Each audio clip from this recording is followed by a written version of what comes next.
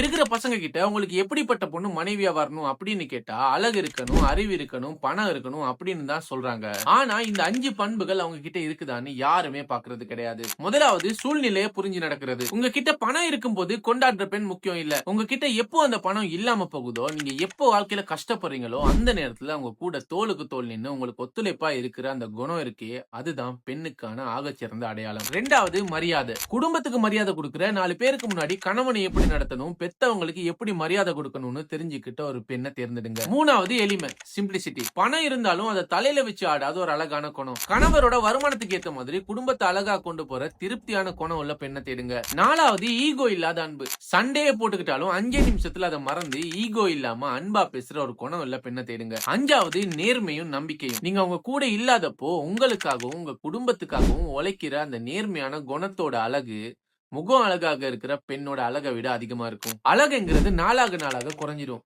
ஆனா நல்ல குணம் நாளாக நாளாக உங்க குடும்பத்தை அழகுபடுத்தும். அதனால இந்த மாதிரி ஒரு பெண்ணை தேர்ந்தெடுங்க. நீங்க ஏற்கனவே கல்யாணம் பண்ணவர்னா உங்க மனைவி கிட்ட இந்த குணங்கள் இருக்குதான்னு கமெண்ட்ல சொல்லுங்க. கல்யாணம் ஆகாத உங்க ஃப்ரெண்டுக்கும் இந்த வீடியோவை ஷேர் பண்ணுங்க.